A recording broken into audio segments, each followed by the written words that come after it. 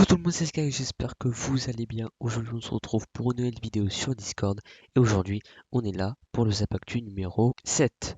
J'espère que la vidéo va vous plaire. En tout cas, on est parti. Donc, première nouveauté, c'est tout simplement le système de traduction pour les commandes slash lorsque vous en effectuez une dans un salon. Donc en fait, comme vous voyez à l'écran, la personne tape une commande. Ensuite, vous allez dans vos paramètres, vous changez, vous mettez en n'importe quelle langue. Et ensuite, quand vous revenez, vous voyez que la commande a été traduite, donc c'est vraiment super cool de la part de Discord. Donc je sais pas si ça a encore été mis en place, donc franchement c'est une très bonne nouvelle. Donc la deuxième actualité, c'est le timeout. Je sais, j'en avais déjà parlé précédemment, mais j'ai voulu vous en reparler car ils ont vraiment développé beaucoup de choses sur ce sujet. Donc vous voyez à l'écran par exemple ça, c'est un exemple de ce qu'une team de modérateurs pourrait avoir à faire un jour dans un serveur. Alors je ne pense pas que ça arrivera, mais vous connaissez Discord et ses employés.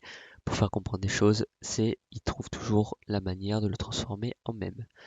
Donc sinon, vous voyez qu'en fait, qu'est-ce que c'est que le timeout? En fait, c'est une nouvelle permission pour les modérateurs qui permet de modérer le temps sur certains membres. Ce qui est important à savoir, c'est qu'un membre du coup qui est timeout ne peut pas interagir avec le serveur.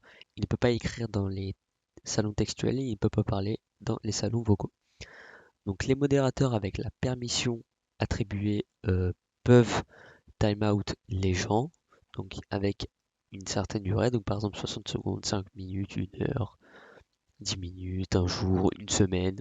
Ça, c'est vraiment très extrême. C'est vraiment à l'extrême. Donc, vous voyez qu'on peut taper la raison aussi. Et donc, ça sera visible dans les paramètres du serveur ainsi que dans Audit Log. Ensuite, vous faites confirmer. Donc, seulement les modérateurs pourront voir qui est timeout. Donc, vous voyez qu'il y aura ce petit logo rouge, donc une horloge rouge à côté du pseudo. Et donc, franchement, je trouve que c'est vraiment bien de leur part d'avoir apporté beaucoup de précision sur ce sujet. Donc voilà, c'est déjà la fin de la vidéo. Je sais que c'était une vidéo assez courte. C'est normal, il n'y a plus trop d'actualité en ce moment. J'ai hâte d'être en 2022 pour voir ce que Discord nous réserve. Il nous réserve beaucoup de surprises. N'hésitez pas à rejoindre mon serveur Discord qui est dans la description.